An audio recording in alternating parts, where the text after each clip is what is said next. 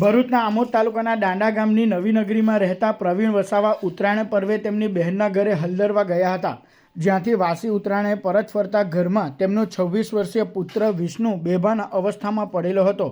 ગત વર્ષે નાના પુત્રના મોત બાદ બીજા પુત્રની આવી સ્થિતિ જોઈ તેઓએ બૂમરાણ મચાવી હતી.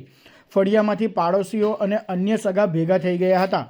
બેભાન પુત્રને પ્રથમ 108 એમ્બ્યુલન્સમાં આમોદ સરકારી દવાખાને લઈ જવાતા ત્યાંથી ભરૂચ સિવિલ હોસ્પિટલ સારવાર અર્થે દાખલ કરાયો હતો. ગત 17મી જાન્યુઆરીએ મળસ્કે વિષ્ણુનું મોત થયું હતું.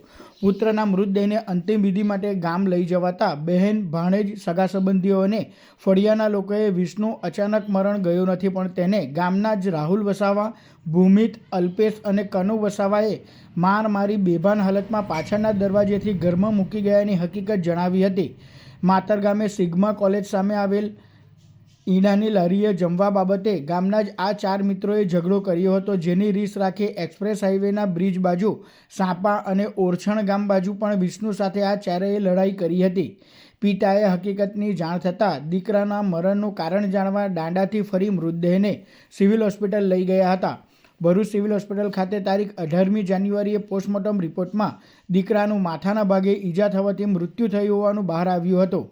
દીકરા વિષ્ણુની અંતિમ વિધિ કર્યા બાદ પિતા પ્રવીણભાઈએ આમોદ પોલીસ મથકે રાહુલ, ભૂમિત, અલ્પેશ અને કનુ વસાવા સામે પુત્રની હત્યા અંગેનો ગુનો નોંધાવ્યો હતો, જેમાં પોલીસે ચારેય આરોપીની હત્યાના ગુનામાં ધરપકડ કરી તેઓ વિરુદ્ધ કાયદેસરની કાર્યવાહી હાથ ધરી છે.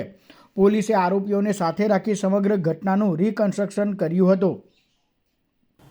રાહુલ ઉર્ફે પ્રવીણ મેહુલભાઈ વસાવા, ભૂમિત અરવિંદભાઈ વસાવા, કનુભાઈ ચંદુભાઈ વસાવા તથા અલ્પેશ ચંદુભાઈ વસાવા નાઓએ માતર ગામની સીમમાં જે સિગ્મા કોલેજ છે એની બાજુમાં ઈંડાની લારી ઉપર તથા સાપા ગામ તરફ, એક્સપ્રેસ હાઈવે તરફ તથા ઓછણ ગામની સીમમાં ઈંડાની લારી પર જમવા બાબતે આ કામના જે મરણ જનાર છે વિષ્ણુ અમરસિંહ વસાવાના સાથે ઝઘડો થયેલો હતો, જે દરમિયાન તેમને નાની મોટી ઈજાઓ કરી હતી તથા બીજી જગ્યાએ પણ તેને માથામાં તથા એના કાનના ઉપરના ભાગે મારવાથી તે બેભાન થઈ ગયેલો હતો.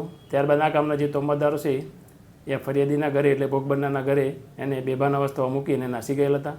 ત્યારબાદ ફરિયાદી ઘરે આવતા તેને ભરૂચ સિવિલ હોસ્પિટલ લઈ ગયેલા હતા. ત્યાં સારવાર દરમિયાન ભોગ બનનારનું મોત નીપજેલું હતું. તે બાબતનો ગુનો આ ચારે તોમતદાર ઉપર દાખલ થયેલ છે.